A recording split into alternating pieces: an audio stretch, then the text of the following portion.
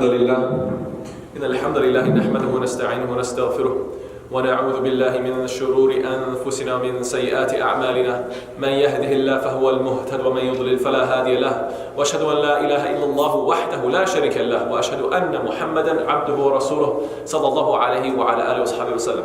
قال الله سبحانه وتعالى في القرآن المجيد بعد أعوذ بالله من الشيطان الرجيم يا أيها الذين آمنوا اتقوا الله حق تقاته ولا تموتن إلا وأنتم مسلمون يا أيها الناس اتقوا ربكم الذي خلقكم من نفس واحدة وخلق منها زوجها وبث منهما رجالا كثيرا ونساء واتقوا الله الذي تساءلون به والأرحام إن الله كان عليكم رقيبا يا أيها الذين آمنوا اتقوا الله وقولوا قولا سديدا يصلح لكم أعمالكم ويغفر لكم ذنوبكم ومن يطع الله ورسوله فقد فاز فوزا عظيما. أما بعد فإن أصدق الحديث كتاب الله وخير الهدي هدي محمد صلى الله عليه وسلم وشر الأمور محدثاتها وكل محدثة بدعة وكل بدعة ضلالة وكل ضلالة في النار ثم أما بعد. When we assess what does it mean to be a Muslim, what does it mean that we have this deen, this religion called Islam? Unfortunately, some people, they get the concept that Islam, since it means submission, the idea is that Muslims are therefore people who are submitted, i.e. passive, apathetic, perhaps inactive. And this is not only wrong, but it couldn't be further from the truth. The term Islam, yes indeed, that means submission to Allah subhanahu wa ta'ala, but in your submission to Allah, that does not mean that you simply sit back and you are passive in your circumstances. And in order to demonstrate this, we need to first look at, inshallah ta'ala, some of our heroes, some of our role models, certain exemplary individuals to demonstrate and to show just how much we're supposed to strive. So one example is Musa alayhi salam, Musa alayhi salam. We find that throughout his life, he always wanted to be number one. He always wanted to be first in everything that he did. We see what? وَمَا أَعْجَلَكَ عَنْ قَوْمِكَ يَا مُوسَى قَالَ هُمْ أُولَٰئِ عَلَىٰ أَثَرِي وَعَجِلْتُ إِلَيْكَ رَبِّي لِتَرْضَىٰ. We find that Allah subhanahu wa ta'ala mentions in Surah Taha that Musa alayhi salam was moving with the children of Israel and they were supposed to go to a certain appointed place. And Musa alayhi salam, he hurried, he rushed, he wanted to go faster. He wanted to speed up, and he in fact separated from his group. He couldn't wait, he couldn't go as slow as everybody else. He wanted to rush. Why? So he could meet with Allah subhanahu wa ta'ala, so he could get to that appointed place and spend more time with Allah. So he could speak with Allah subhanahu wa ta'ala. We know that that is his desire when it comes to obeying the commands of Allah. That he was asked, what made you hasten, O Musa? He said, they're close upon my tracks. No, they're just right behind me. He responds and said, they're just right behind me. But I hasten to you, O Lord, so that you can be pleased with me. I just want you to be happy with me. And I'm first in that. I want to be number one in that. I want to rush to you the most. We find that Musa alayhi salam, when he was once asked, who is the most knowledgeable person on earth? And he said, well, I'm a prophet of Allah, so it must be me. And then Allah revealed to him, no, there's somebody else who has more knowledge than you. And the moment he found out about that, what was his reaction? وَإِذْ قَالَ مُوسَى لِفَتَاهُ لَا أَبْرَحُ حَتَّى أَبْلُغَ مَجْمَعَ الْبَحْرَيْنِ أَوْ أَمْضِيَ حُقُبًا. That he says, and mentioned when Moses said to his servant, he said to Yusha' bin Nun, alayhi salam, I will not cease traveling until I reach the junction of the two seas, or I continue for a long period. In other words, he had such a thirst, he had such a desire to acquire knowledge, that the moment he found out he wasn't number one in that category, he said, I don't care how long it takes, I'm just going to keep going. You have to ask yourself, are we living up to that legacy? If this is what it means to be a Muslim, if this is what it means to submit yourself to Allah, if these are our role models that we say we want to follow in their footsteps, then you have to ask yourself this very important question. When was the last time I had that attitude? That I looked at a certain top spot and I said to myself, that's where I need to be. That's what I need to follow. We have to all I can't do it for you. You have to look at yourself in the mirror. You have to assess for yourself and say, wait a second. If I am going to attribute Islam to myself, if I'm going to stand and say, yes, alhamdulillah, I am a Muslim, what does that mean? Yes, it implies many different things. I eat halal. I pray my prayers. Of course, these things are included. But part of it is to recognize that we come from a legacy of greatness. We come from a legacy of people who have the highest goals. And if you don't have that in your own life, then you have to ask yourself, What is lacking in my Islam? Why am I not living up to those who came before me? Musa alayhi salam, again, reached such a position, reached such a maqam, such a high status, that he was known as Kalimullah, the one who spoke with Allah. And Allah mentions that when he had that opportunity to speak with Allah subhanahu wa ta'ala, what was his attitude? Allah says, وَلَمَّا جَاءَ مُوسَى لِمِيقَاتِنَا. And when Musa alayhi salam arrived for our appointed time, وَكَلَّمَهُ رَبُّهُ, and his Lord spoke to him. You think this would be enough? His Lord spoke to him directly. Allah subhanahu wa ta'ala is speaking with Musa alayhi salam. You think he's going to be satisfied. What is he saying? قَالَ رَبِّي أَرِنِي أَنظُرْ إِلَيْكَ. He says, my Lord, let me see you so I can look at you. I want to see you. I don't just want to be the one who spoke with Allah. I want to be the one who gets to see Allah subhanahu wa ta'ala as well. I want to take it to the next step. You've already reached the top. Nobody's beat you. You're number one. That's not enough. I still want to go higher. Again, we have to ask ourselves, do I have that attitude? When I reach the maximum, when I get the highest score, do I want to then get higher than that? If you reach 100%, you want to also get 100 plus the bonus marks. Do you have that attitude in the things that you do? And if not, then are we even living up to the legacy of Musa alayhi salam? And once again, we all have to assess ourselves and our own lives. In what are you striving for? We know this is the case even when it comes to worldly things. When it comes to Sulaiman alayhi salam. Not worldly things for the sake of greed or hoarding, but for the sake of spreading good. Sulaiman alayhi salam had the greatest kingdom the world has ever known. This planet Earth has never seen a kingdom like the kingdom of Solomon alayhi salam. And yet, he wanted to be number one so bad that it wasn't enough for him to have the best in history to that point. He said, no, even in the future I want to have the best. What was his dua? Sulaiman alayhi salam says, قَالَ رَبِّ اغْفِرْ لِي وَهَبَ لِي مُلْكًا لَا يَنْبَغِي لِأَحَدٍ مِّن بَعْدِي إِنَّكَ أَنْتَ الْوَهَّابُ.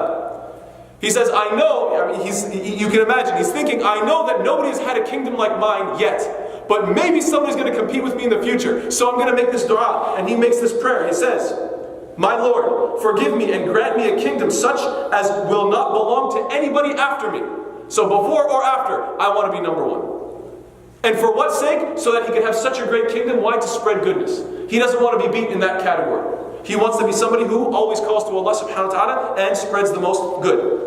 And of course, when we look at whether it be Musa alayhi salam, whether it be Sulaiman alayhi salam, we can't forget, of course, that we follow the closest example that we have, the Prophet sallallahu alayhi wa sallam. And we know that the Prophet ﷺ has taught us that there is one spot in Jannah. Of course there is Jannah. It has many different tabaqat. It has many different layers and levels. And we always want to rise to the highest level. But there's one spot for one single person. And the Prophet ﷺ, as our example, said, and I want to be that person. And that's why we make the dua. After every time you hear the adhan, what are you supposed to say? The Prophet ﷺ taught us to say, Allahumma rabba hadhihi ad-da'wati at-tamma wa salati al-qa'ima ati Muhammadan al-wasilata wal-fadilata wa ba'athhu maqama mahmudan alladhi wa'adta. And what does that mean? When you hear the adhan, you're supposed to make this dua. Oh Allah, Lord of this perfect call and of this established prayer, give Muhammad the right of intercession and illustriousness and resurrect him in the best and highest place that in paradise that you promised him. We all as an ummah, we listen to the adhan 5 times a day and we're making this dua. The Prophet taught his ummah, make dua for me because I have to get that top spot. This is called, وَفِي ذَلِكَ فَلْيَتَنَافَسِ الْمُتَنَافِسُونَ. In this, let the competitors compete. This is ulu al-himma. This is having high aspirations. This is pushing yourself to your top spot and recognizing that you only have one life to live and that this life is very short and there's no time to waste. So why not, as they say, aim for the moon, and if you miss, at least you'll be amongst the stars, right? It's a very nice expression. It has a lot of truth to it. That aim as high as you can, and even if you don't get exactly what you wanted, you'll still have gotten such a great achievement because you tried and you gave it your all and you gave it your best. That is the example that Islam teaches us. And I want to give one more example, inshallah, because somebody might listen to this and they say to themselves, these are all prophets. I can't keep up with a prophet. Okay, fine. Let's remember the example of Umar ibn Abdul Aziz, rahimahullah, the 8th Khalifa of Islam. He has an amazing quote. Inna li nafsan tawaqatan. He says, I've always had high aspirations. This is who I am. There's a beautiful quote from him. He says, throughout my life I've always had such high aspirations. وَمَا حَقَّقْتُ شَيْئًا إِلَّا تَاقَتْ لِمَا هُوَ أَعْلَى مِنْهُ. And whenever I achieved something, I always want something higher than that. I'd always want something, I'd have high aspirations, I'd aim high, and then whenever I get it, I always want more. And then he gives examples.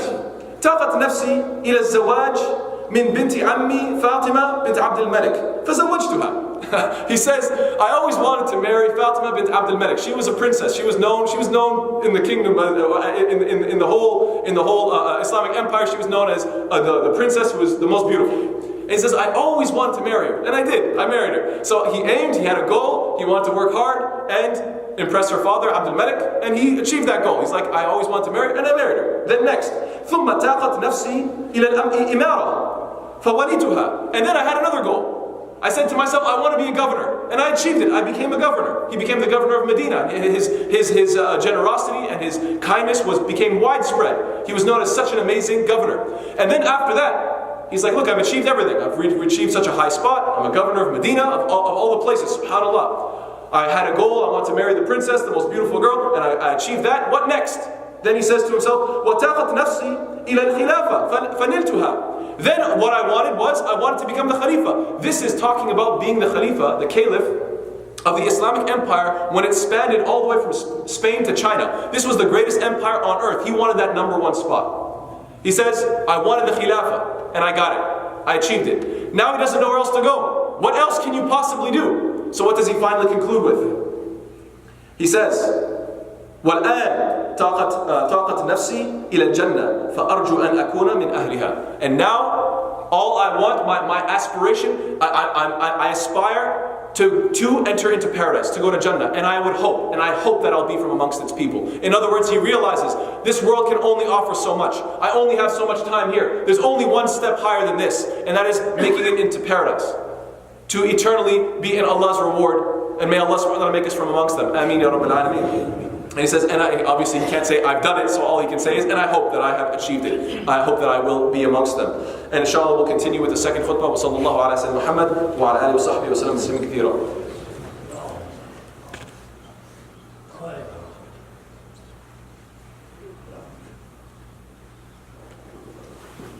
Bismillah walhamdulillah wa salatu wa salam ala rasulillah.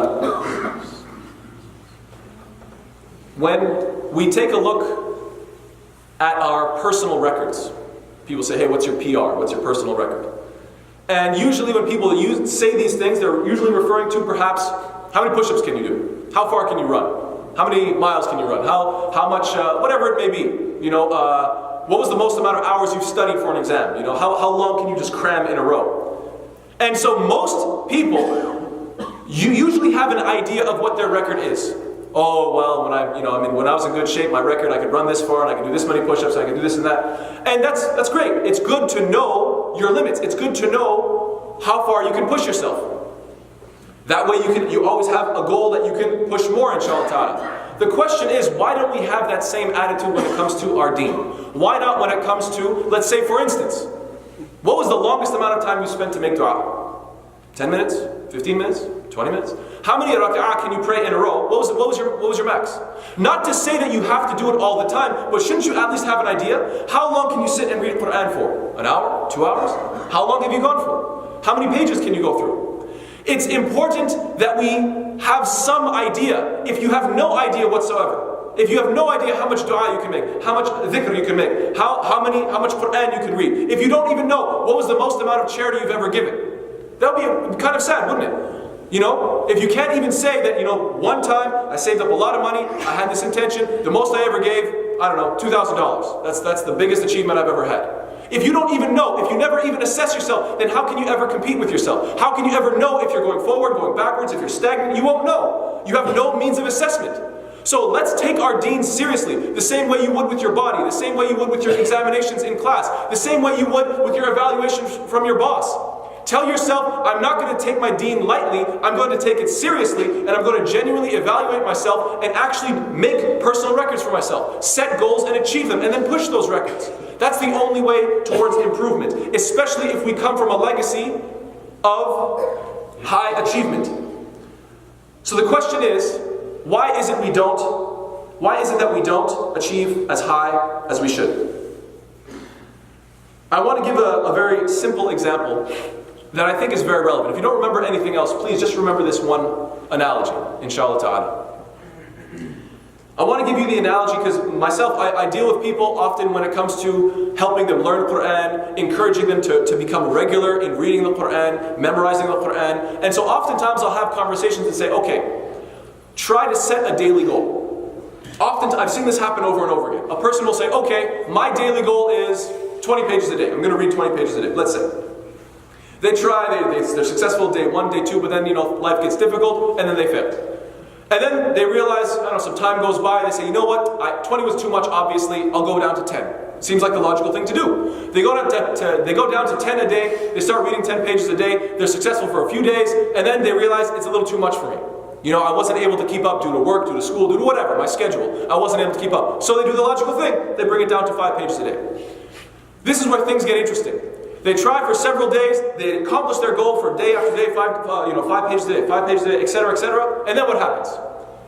Then it gets difficult upon them, they fail, and then now everybody's expecting, okay, bring it down to 2 pages a day, bring it down to 3 pages, bring it down to 1 page a day, but they can't.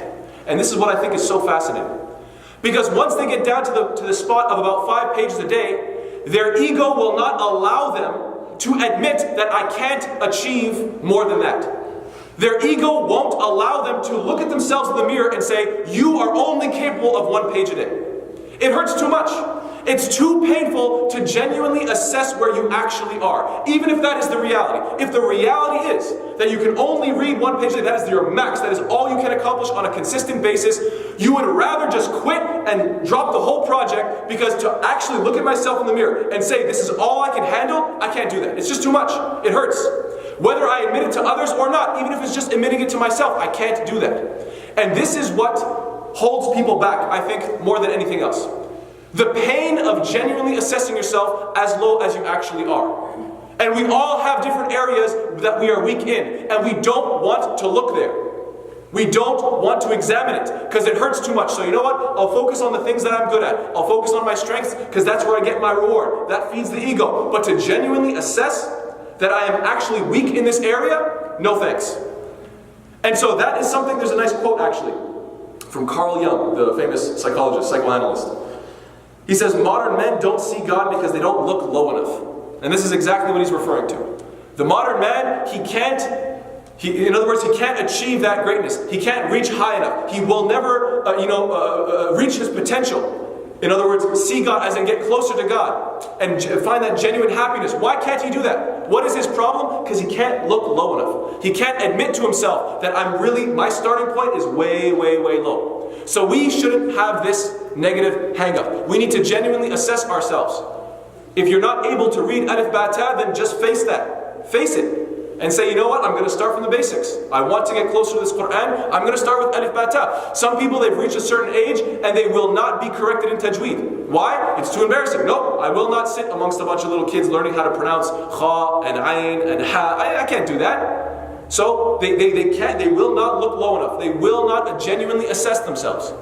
And this type of kibr, it will always hold you back.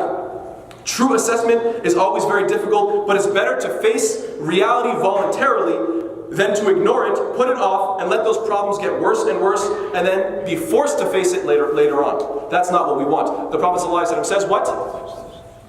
At-ta'anni min Allah wal-ajala min ash-shaytan. That deliberation, meticulousness, and prudence, this is from Allah. And hastiness and carelessness, this is from shaitan. In fact, to the point that prudence and carefulness is from Allah subhanahu wa ta'ala, to the point that when we look at the history of humanity, and when Allah subhanahu wa ta'ala first describes how human beings were created, Allah subhanahu wa ta'ala describes the creation of the universe as what? هُوَ الَّذِي خَلَقَ السَّمَاوَاتِ وَالْأَرْضَ فِي سِتَّةِ أَيَّامٍ ثُمَّ اسْتَوَى عَلَى الْعَرْشِ. Allah says what? It is He who has created the heavens and the earth in 6 days. Why 6 days? Many people ask this question. Allah can just say kun fayakun, be and it is. Allah can just make things in the blink of an eye. Why did Allah create this universe in 6 days? When you look into tafsir, when you actually study exegesis and find out the cause and the reasoning behind it, it's very beautiful. The idea is Allah subhanahu wa ta'ala chose to create this universe in such a way to demonstrate to humanity the importance of taking your time. Allah doesn't need to take His time. Allah doesn't need to create the universe in 6 days. And yet Allah subhanahu wa ta'ala did so that we can learn that when we do something important, even though He doesn't need to, He did. So I need to, therefore I must. There's no question. There's no debate. because of my weakness. Allah has no weakness, and yet Allah subhanahu wa ta'ala took His time with this matter. Why? Just to teach me that I do have weakness, and therefore I must take my time. It is a lesson to humanity that we need to do things slowly, meticulously, gradually, incrementally. Inshallah ta'ala. That is the best way moving forward. And another thing that inhibits us from genuinely achieving high goals is when we let shaitan trick us into feeling a sense of accomplishment when we've done nothing. So my advice to everyone is this: don't allow yourself to feel a false sense of accomplishment. How does this happen? Well, let me know if it sounds familiar, inshallah. You receive an article, an email, a tweet, a Facebook post that talks about some sort of good cause. You don't read it. You don't donate to the page. It announces an event. You don't go to the event, but you take that message and you send it off to everybody else. You forward it to all your contacts. Here's some article. I didn't read it, you can. I didn't donate, you can. I didn't go to the event, you can. And now you give yourself a false sense of accomplishment. I'm helping. I'm doing something. I'm actually contributing to humanity. Look, yes, maybe, inshallah ta'ala, it's possible. It's possible that somebody else received that message and they benefited from it. So inshallah, maybe there's some good in it. But you're not truly reaching your potential. You're not really doing what you should do by simply putting a band-aid over the issue. By simply saying, oh, well, I forwarded something, so I've done my part. Oh, I posted something on the internet, I've done my part. That is simply not sufficient. Considering your capabilities, considering what you're actually capable of, you should not aim so low. It's very unfortunate and very sad when things go wrong, when there's a problem in the world, when there's a problem somewhere on the planet or even in this city, whatever the case may be. And then we hear that same tired, infamous phrase, perhaps the most useless phrase, the most useless sentence in all of human history: somebody should do something. How often do you hear this? How often do people declare as if they've discovered something? Somebody should do something. Thank you very much for your non-contribution, Captain Obvious. It's not helpful. There's a term for this. It's called virtue signaling. I don't know if you've heard this term, but virtue signaling is defined as the action or practice of publicly expressing opinions or sentiments intended to demonstrate one's good character and moral correctness in a certain position on a particular issue. In other words, you're trying to let everybody know your moral superiority. But the question is this: do you plan to suggest anything? Do you have an actual plan to fix the problem? Will you contribute any money, any time, any energy? Will you even offer any ideas? If not, then please, the next time you feel the urge to make this statement, someone should do something, grab your tongue, bite your tongue, hold it down and say no. Until I actually have something to contribute, I will not just state the obvious and say someone should do something. And it's very unfortunate. It's very unfortunate when you find that a problem takes place and people they just want to yell and get mad and get emotional. We have to recognize that real solutions take a lot of time. It doesn't make any sense. For example, you see certain people, there's a problem, let's say in the government. Something, some certain corruption or whatnot, which is a genuine problem.